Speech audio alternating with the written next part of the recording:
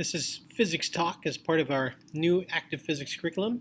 I will be doing lessons on the physics talks in the textbooks because sometimes it is difficult to read the textbook. Today I'm going to talk about the first part of that, which is Model 1, describing motion and speed using strobe photos. Please make sure you take good notes. If there's any pictures or drawings, make sure you draw them out. But in general, let's get started. So our learning objective is to use strobe photos to describe speed.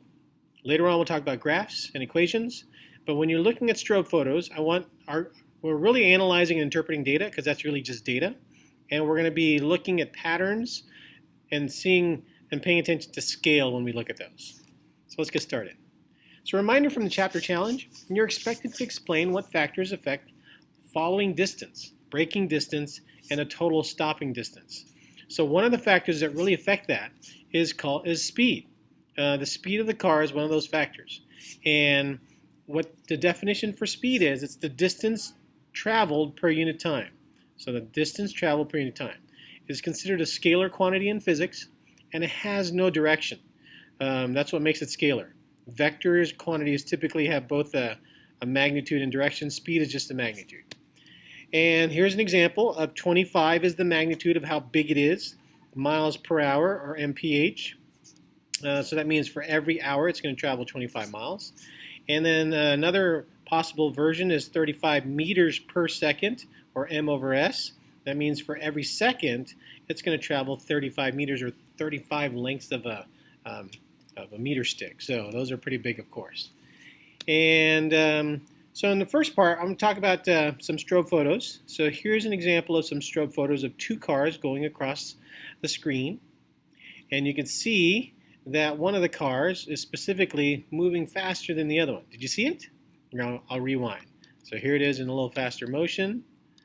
And this is us taking a strobe photo of very equal time intervals and seeing where the car is located.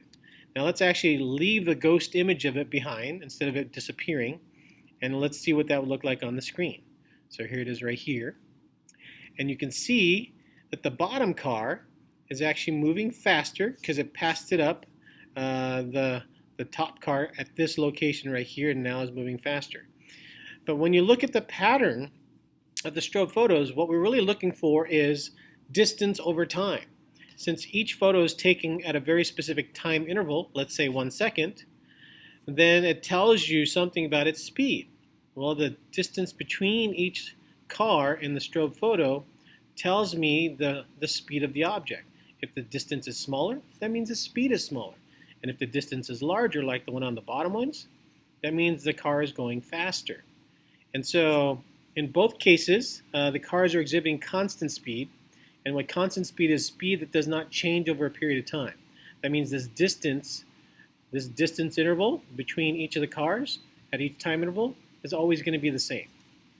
And we sometimes like to, because physicists don't like to always draw pictures, we represent strobe photos sometimes with dots. And so here's a car. Let's put 2 dots in that location, and another 2 dots for that location, another 2 dots relative to the front of the car. And you can see the dots having distances between them as well. Distances between them, distances between them. And you can see even more clearly now that the distances between the dots are smaller for car 1 and longer for car 2. And dots, just like spacings of the pictures that are further apart, that means the car is traveling at a faster speed. Dots that are closer together means that the car is traveling with a slower average speed. Now, of course, dots being dots, by their nature, it's difficult to determine direction. And so one of the things that we do is we draw arrows to help us know the direction. And so when we draw those arrows attached to the dots, what it tells us is the speed, especially if we put a scale to them. So if you look at these dots, I specifically drew the length of the arrow to be halfway between the dots themselves. And if you do that every time, you can see very clearly from the scale that even the arrows, because of their length, which is the magnitude of the length, are shorter for these guys compared to this one, showing that these guys must be going faster. And so in review of your investigation, the question is, when you were supposed to do your 35 mile per hour, 45 mile per hour, and 60 mile per hour speeds in your notebook, did you scale your speed properly? Because the expectation is to see it look like this. The 30 mile per hour, of course, would be, you create the scale of the very first one, but then from this scale, you should be able to tell me what the 45 should look like. So assuming the 45 starts in the same spot, it should not end up here. It should be a little bit bigger, actually 1.5 times bigger, and it should be like right here in the middle spot right there. And the next one should be, again, right over here. And so if you properly scaled your notebook, it should show every 1.5, the 45 will be compared to a 30. And what about the 60? Did you space it so that in the beginning it all lined up? And so that at the 60 mark, which is 2 times 30, the first dot should be really right here. The second one would be right here. Oops, sorry, I went too far. To this one right here, and then the last one would be over here in this location. So scale is really important as you're drawing these dots or boxes in your notebook. Make sure you've drawn it correctly for this investigation. All right, so that is it for this little lesson here in terms of understanding photo strobes. If you have any questions, of course, come tutoring every Monday. All right, we'll talk to you guys later.